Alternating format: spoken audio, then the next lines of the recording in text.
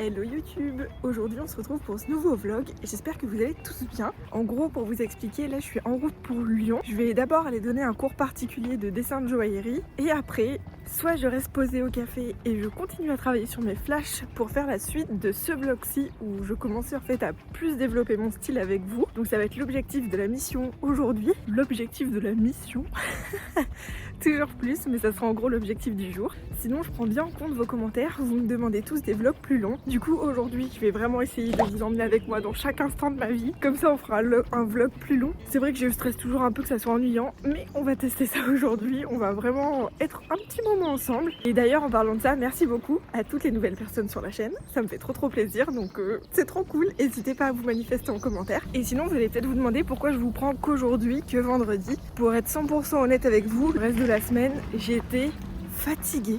Mais fatiguée vraiment. Je pense que c'est le temps que je prenne les rythmes entre le tatou, faire les dessins pour les clients, les flashs, faire les vlogs et tout ça. Mais c'est pas grave, on en profitera encore plus aujourd'hui. Et du coup, ce qui s'est passé pendant la semaine, pour vous raconter un petit peu, mardi, j'ai fait un tatouage tournesol. Donc je vous mettrai le design par ici. Et pour vous raconter la petite anecdote, donc vous verrez, c'est sur le bas du mollet que j'ai fait ce tatou. Et voilà, c'est un petit tatouage et tout. Donc je pensais que ça se passerait tranquillou et tout ça. Et finalement, la cliente l'a pas du tout supporté en termes de douleur, donc ça arrive. Et du coup, en fait, on n'a pas du tout pu continuer le tatou comme on voulait. Vous voyez que entre le tatou fini que je vous mettrai peut-être par là et le tatou de base, il y a un gros écart par rapport au contraste et au côté clair et foncé. Pour vous montrer aussi un des aspects de la vie de tatoueur, c'est que parfois il faut aussi gérer avec la douleur et tout ça. Donc on a fait un contraste beaucoup plus doux, ça fonctionne aussi, c'était pas ce qui était prévu à la base.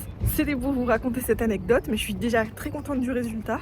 Et sinon, j'ai aussi travaillé sur de nouveaux flashs, donc je suis en train de voir pour faire deux versions différentes. Donc une version plus avec un serpent peut-être sur l'avant du bras, où ça peut aussi convenir pour une cuisse, et une version juste fleur toute simple. Je trouve que sur Insta, j'ai vu qu'il y a eu un grand succès par rapport à cette fleur, donc ce tatouage chic que j'ai fait dernièrement, il y a 2 mois maintenant. Et du coup, je me suis dit pourquoi pas proposer des fleurs dans le même style. Donc voilà un petit peu le résultat. Donc maintenant, let's go pour le train.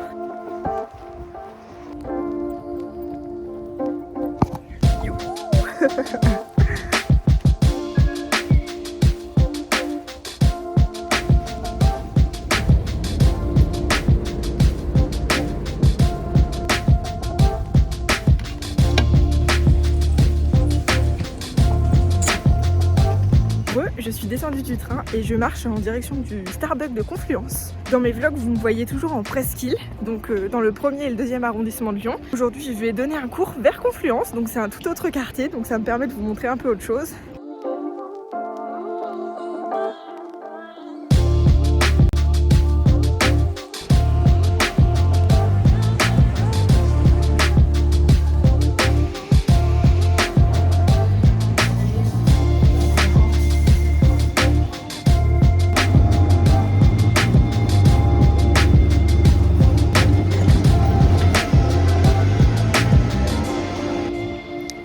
On se retrouve, j'ai bien fini mon cours, ça s'est bien passé, ça a duré 2 heures au lieu d'une. Bref, on a galéré sur un exercice, je suis coiffée n'importe comment, mais c'est pas grave. Et du coup, changement de programme complet. Là, je suis en direction du parc de la Tête d'Or, donc ça va être trop cool. Finalement, je rejoins mon chéri là-bas. On va faire un peu de photos, chercher un peu des références de fleurs. Mais voilà, c'est parti, ça va être trop cool, ça change un petit peu. Et je voulais aussi vous dire... Déjà je vous nettoie un peu. Et comme vous me l'avez beaucoup demandé dans les commentaires, je vais aussi en profiter pour me poser au parc et vous expliquer un petit peu mon parcours qui m'a emmené jusqu'à être tatoueur, donc tatoueuse plutôt.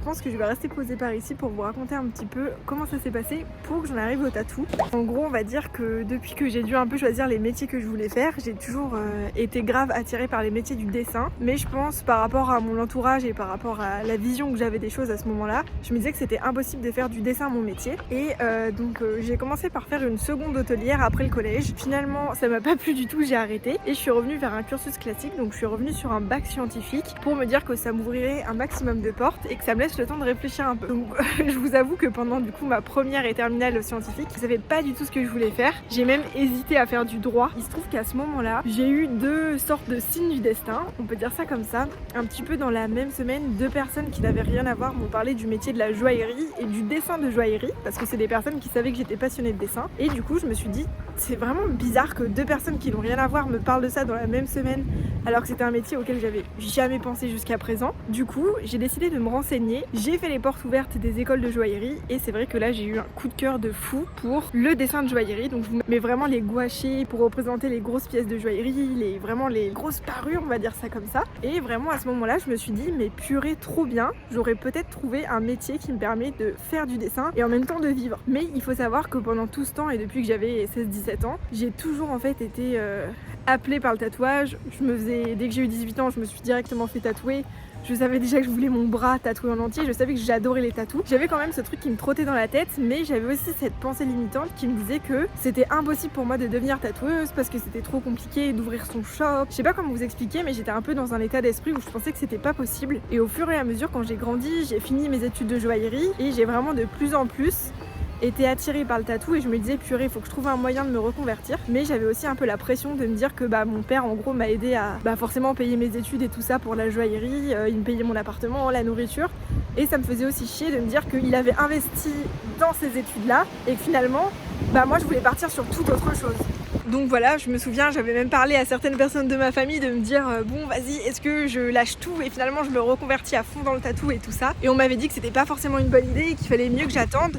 Donc c'est vrai que ça m'a confortée dans l'idée de continuer dans la joaillerie. Donc j'ai continué dans la joaillerie, j'ai travaillé pour différentes entreprises, je me suis vraiment formée au design de bijoux, je vous mettrai peut-être par ici un peu ce que je faisais à l'époque et tout ça. Bref, j'étais vraiment à fond là-dedans et j'étais très contente, je me suis même mis en freelance. Aujourd'hui encore je suis en freelance, donc parfois je travaille pour certains clients où je donne pas mal de cours pour former les gens au dessin de bijoux, à la joaillerie et tout ça. En parallèle, et ça me semble important de le dire, plus j'évoluais dans le milieu de la joaillerie, plus je me rendais compte que c'était un milieu certes qui fait rêver vu de l'extérieur, mais à l'intérieur, quand vous connaissez un petit peu l'extraction des métaux, l'extraction des pierres précieuses, c'est juste écologiquement une catastrophe. Tout ça pour se dire que... Ah, le petit manège commence, je sais pas si vous allez l'entendre. Mais tout ça pour se dire que finalement en fait ça va être qu'une petite partie de la planète qui va porter genre des parures incroyables, mais à côté de ça on bousille des vies humaines, on bousille l'environnement pour vraiment des produits qui sont de luxe, donc c'est vraiment pas nécessaire. Donc voilà, j'avais vraiment tout ce mindset, à la fois j'étais attirée par le tatou pour tout ce que ça représentait, c'est-à-dire un côté plus proche avec les gens, un côté plus populaire et surtout un côté artistiquement plus libre que la joaillerie qui forcément demande plein de contraintes techniques. Donc en fait, quand vous faites du dessin de bijoux, forcément, vous pouvez pas dessiner librement comme on pourrait le faire sur du tatouage, donc sur le corps de quelqu'un simplement. Là, techniquement, il y a des contraintes à respecter, il y a des cahiers des charges à respecter. Bien sûr, quand on le fait sur un client pour le tatou aussi, mais c'est quand même beaucoup moins compliqué. Et dans le tatou, encore une fois, en termes de créativité, on est beaucoup plus libre et l'éthique est quand même bien meilleure que dans la joaillerie par rapport à ce que je viens de vous expliquer. Vous avez un petit peu tout le background et voilà ce qui s'est passé par la suite. Je travaillais dans une boutique de joaillerie. J'étais donc responsable de la boutique, je faisais les ventes, je m'occupais de la boutique, de la bonne gestion de la joaillerie, je faisais aussi les dessins pour les clients. Et il faut savoir qu'on était dans une sorte d'écosystème, une pépinière, on appelle ça comme ça, où il y avait d'autres créateurs d'entreprises tout autour de moi. Sachant que moi je travaillais en tant qu'employée, c'était pas mon entreprise. Et à ce moment-là, je rencontre du coup le tatoueur qui était au-dessus de ma boutique. Et donc ça arrivait que je papote un peu avec lui de temps en temps. Donc voilà, c'était très cool, surtout que moi je suis une passionnée de tatou et il a vu que j'avais des tatous. Donc voilà, ça arrivait qu'on discute de temps en temps et tout ça. Et je m'entendais aussi très bien avec du coup sa compagne qui travaillait dans la boutique juste à côté de la mienne. Donc pareil, on papotait, parfois on mangeait ensemble à midi. Et c'est vrai que forcément ça me titillait un peu. Et il y a un jour je demande à sa compagne si forcément son chéri potentiellement prend des apprentis en tatouage. Et donc je lui pose cette question un peu par hasard pour savoir, pour un peu tâter le terrain. Et elle me dit en bloc que c'est mort, en gros que son chéri c'est pas du tout le genre à prendre des apprentis, que voilà ça l'intéresse pas. Donc ok, je dis ok, pas de souci et tout, ce que je comprends totalement et du coup je laisse glisser l'affaire, on va dire ça comme ça. Mais sachant que j'avais toujours cette idée en tête d'être tatoueuse et comme la joaillerie me rebutait entre gros guillemets de plus en plus, je me préparais aussi mentalement à me dire quand est-ce que je lâche mon job et que je prépare mon book de mon côté et que je commence vraiment à encore plus dessiner parce que je suis une passionnée de dessin à la base, c'est vraiment le truc qui me porte. Et donc je me dis que je vais continuer dans cette voie-ci, continuer la joaillerie pour vivre et à côté commencer à préparer un book, etc. Voilà où j'en étais. Et il se trouve que peut-être 1 an après, je travaillais toujours dans cette boutique et tout ça, mon frère souhaite se faire tatouer. Et par rapport à ce qu'il me dit, je lui dis bah tiens, je connais le tatoueur qui travaille juste au-dessus de la boutique où je suis. Je pense que son style pourrait te plaire. En plus voilà, bon feeling, tu vas voir, il est super sympa et tout. Mon frère prend un peu le temps de réfléchir et il se dit bah ouais, vas-y, pourquoi pas, allons voir. Finalement, il se fait tatouer par ce tatoueur-ci. Quitte à ce que mon frère se fasse tatouer, autant l'accompagner parce que c'était son premier tatou. Et je me dis ça sera aussi l'occasion pour moi de voir un peu comment le tatoueur travaille, s'il est d'accord pour que je vienne pendant la séance. Et du coup bah pendant la séance, je suis venue, j'accompagne mon frère, j'ai pu regarder un peu comment ça se passait.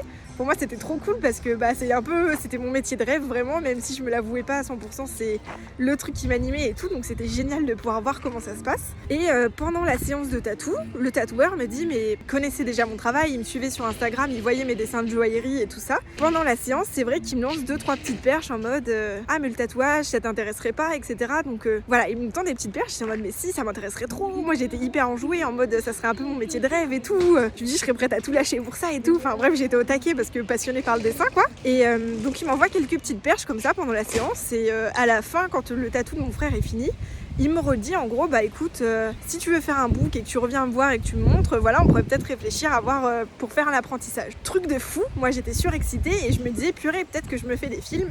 Et c'est vrai qu'en sortant du shop, j'en rediscute avec mon frère qui me dit meuf, fonce, là j'ai l'impression vraiment qu'il t'envoyait des pics, enfin pas des pics, mais vraiment qu'il t'envoyait des perches et tout ça, donc il y a peut-être quelque chose à faire. Donc pour la suite de l'histoire, pendant 1 an, en fait j'ai constitué mon book, autant mon book de joaillerie que un book de dessin spécial pour le tatou. 1 an plus tard, après l'anecdote que je viens de vous raconter au shop, je suis revenue voir le tatoueur en lui disant voilà, je suis revenue avec 2 gros classeurs de dessin et je lui dis voilà, j'ai fait tout ça et tout, bah écoute, si la proposition tient toujours, je serai à fond pour faire ça et tout et pour me mettre au tatou et tout ça. Et du coup il a regardé mon book de joaillerie, mon book de dessin, il m'a dit bon bah let's go, et c'est à partir de là que mon apprentissage a commencé. Donc mon apprentissage a duré 2 ans, mais c'était un peu pour vous expliquer comment ça s'est fait. Je pense que c'était aussi un bon karma, je pense. Les éléments se sont bien recroisés au bon moment, sachant que voilà, je pense que comme on se connaissait, forcément ça a joué, il connaissait mon caractère, il savait que j'étais assidue, hyper sérieuse, hyper motivée et tout ça. Voilà, les choses se sont faites comme ça, donc je voulais vous expliquer un petit peu comment ça s'est passé pour mon arrivée dans le monde du tatou.